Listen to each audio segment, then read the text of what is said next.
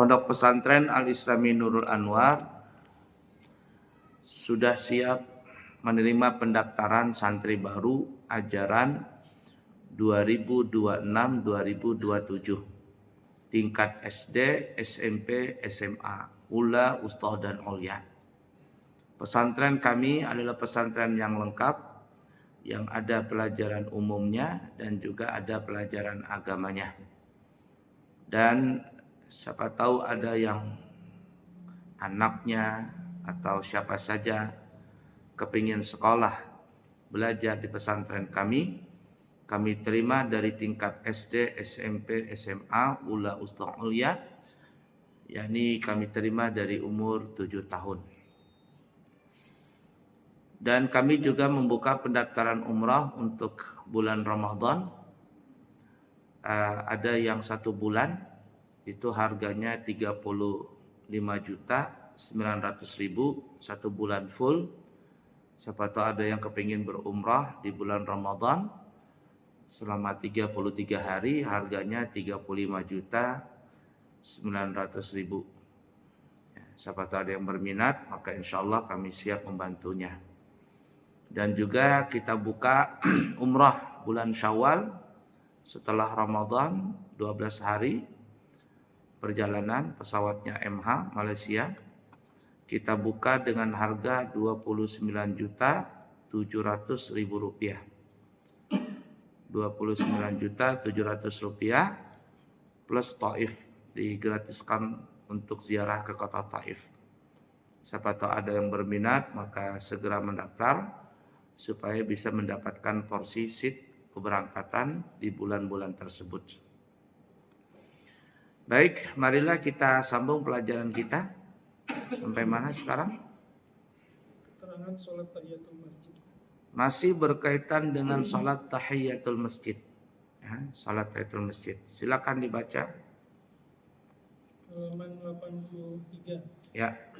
Terkadang sholat tahiyatul masjid ini bisa dimakruhkan untuk mengerjakannya apabila dikerjakan pada waktu. Stop. Hukum asal sholat tahiyatul masjid itu kan sangat dianjurkan. Yang kita sebutkan pada pertemuan yang lalu, kapan kita boleh melaksanakan sholat tahiyatul masjid? Jawabannya apabila kita sudah masuk di dalam area pintu masjid. Kalau halaman masjid masih belum bisa. Kalau kita tidak sholat tahiyatul masjid, maka hukumnya makruh. Masuk masjid langsung duduk, makruh hukumnya. Nah, itu hukum asal. Tetapi kata ulama, sebaliknya ada orang melaksanakan salat tahiyatul masjid bukan dapat pahala, tapi sesuatu yang makruh, sesuatu dibenci. Salat tahiyatul masjid tapi karena salah waktunya maka dibenci, makruh hukumnya. Nah, kapan itu? Silakan dibaca.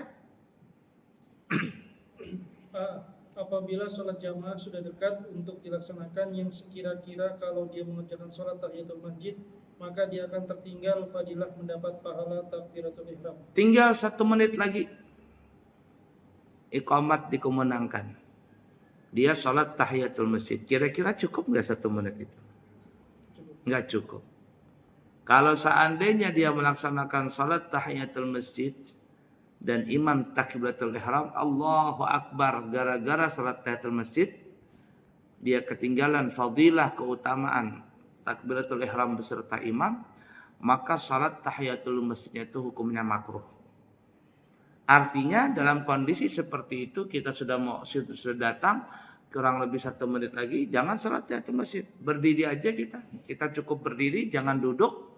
Nanti ketika iqamat langsung ikut berjamaah dengan imam. Pertanyaannya, kalau seandainya kita tidak sholat tahiyatul masjid langsung bersama imam, apakah kita termasuk sudah melaksanakan sholat tahiyatul masjid atau tidak? Jawabannya nanti di belakang. Sering kan ya kita masuk tiba-tiba langsung sholat kan ya berjamaah dengan imam. Apakah kita mendapatkan pahala tahiyatul masjid atau gimana? Nah, nanti akan ada jawabannya di bawah. Lanjut. B. Bagi khatib apabila dia sudah masuk waktunya untuk berkhutbah. Khatib makruh juga salat tahiyatul masjid. Sudah waktunya berdiri, sudah waktunya naik ke mimbar lah dia salat tahiyatul masjid. Umpama khatibnya baru datang kata apa, macet di jalan kan. Sering nggak? Atau pernah nggak khatib terlambat datang? Pernah kan ya? Saya pun juga nggak sekali dua kali tuh. Ya karena macet di jalanan. Balikpapan ini kan luar biasa sekarang macetnya. Yang biasanya saya dari Amburawang tuh ke Balikpapan tuh ya 3/4 jam, 1 jam. Sekarang bisa 1 jam lebih. Bisa 1,5 jam. Luar biasa macetnya. Oh pakai mobil, wah tambahnya. Kalau pakai mobil bisa sampai Isya baru datang tuh macet. Di daerah Manggar, mana Batakan tuh macet semuanya. Luar biasa. Nah makanya terus terang saya pribadi tuh kebanyakan pakai motor daripada pakai mobil. Iya enggak? Ceramah itu aja pakai motor, saya kemana aja pakai motor. Samarinda aja pakai motor, ke Tenggarong pakai motor. Nah, untuk apa? Untuk mengejar waktu tadi. Ya resikonya cuma satu, kehujanan.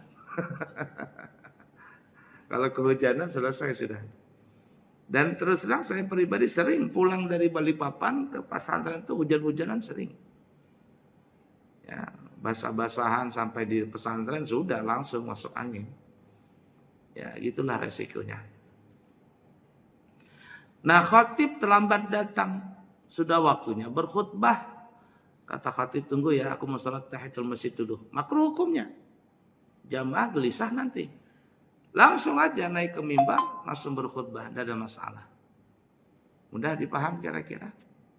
Baik, lanjut. C. Bagi orang yang mau mengerjakan tawaf secara langsung ketika sudah masuk Masjidil Haram. Nah, kalau kita tawaf, insya Allah nanti saya tanggal 30 Desember berangkat ya. Kurang lebih 1 bulan lagi lah berangkat. Umrah bulan Rajab. Nanti mungkin di bulan Ramadan, wallahu alam apakah berangkat atau tidak. Di bulan Ramadan sama bulan Syawal nanti berangkat lagi insya Allah. Kita kalau masuk ke mana namanya Masjidil Haram itu sebenarnya salat tahiyatul masjid di Masjidil Haram itu nggak ada. Jadi kalau ada ditanya salat, adakah masjid yang tidak ada salat tahiyatul masjidnya? Ada. Apa itu? Masjidil Haram.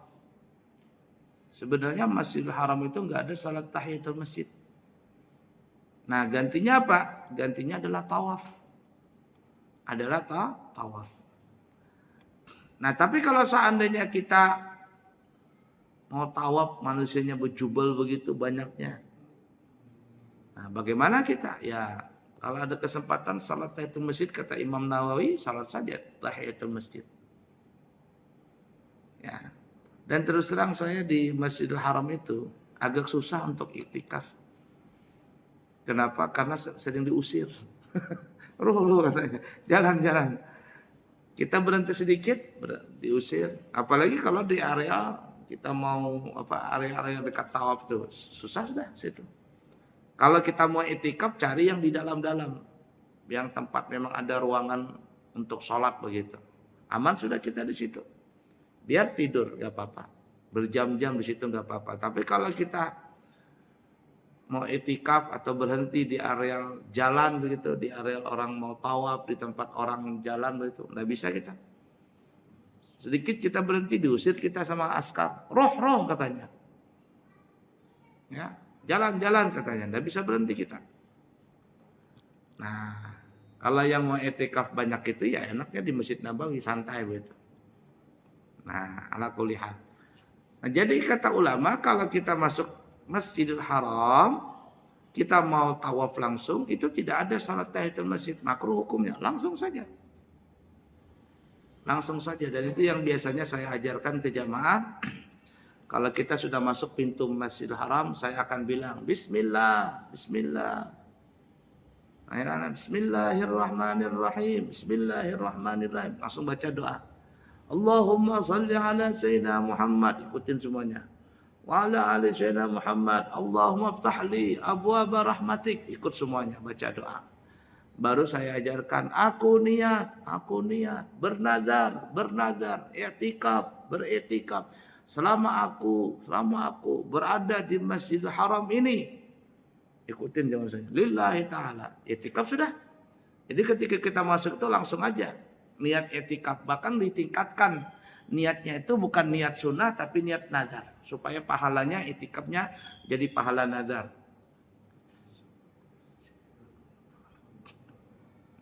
Nah, habis itu langsung kita menuju areal tawaf. Itu kalau langsung. Nah, tapi terkadang saya juga jamaah itu dengan jamaah itu saya bilang kepada jamaah, kita nanti tawaf sa'i umpama jam 9 malam. Jam 9 malam kata saya. Nanti salat maghrib dan isya kita jamaah takhir. Ini di perjalanan umpama. Di perjalanan seperti kalau dari Madinah itu kan menuju ke Mekah biasanya sampainya malam. Ya, habis isya, habis maghrib. Kata saya kita tidak usah salat maghrib isya di hotel. Nanti kita salat maghrib isyanya jamaah takhir di Masjidil Haram. Jadi nanti setelah makan malam istirahat sebentar, masuk isya kita nggak salat isya dulu. Ya, nanti aja kata saya salat isya. Nah, setelah selesai orang salat isya pada bubaran baru kita masuk ke Masjidil Haram. Nah, nanti pas turun tangga, saya biasanya cari sebelah kanan atau sebelah kiri untuk mencari area tempat sholat. Lalu kita sholat isya, maghrib isya di situ jamaah takhir. Setelah sholat maghrib jamaah takhir dengan isya, lalu berdoa. Minta sama Allah untuk dimudahkan kita melaksanakan umrah ini sampai selesai dan diterima Allah Ta'ala. Itu yang penting. Nah, selesai baru menuju ke tempat depan Ka'bah untuk tawaf. Tawaf, sa'i dan seterusnya sampai selesai. Nah, jadi seperti itu ya. Tidak ada salat tahiyatul masjid, Masjidil Haram maksudnya. Kalau seandainya kita langsung tawaf. Kalau salat tahiyatul masjid dulu hukumnya makruh. Nah, kecuali kalau seandainya tidak memungkinkan untuk tawaf, maka Al-Imam Nawawi mengatakan ya bisa saja melaksanakan salat tahiyatul masjid. Baik, lanjut. Habis ya. Kemarin sudah kita bahas ya menggabungkan salat tahiyatul masjid dengan salat yang lain. Sudah ya? Nah, ayo dah. Lanjut salat tarawih. Bentar lagi salat tarawih kita.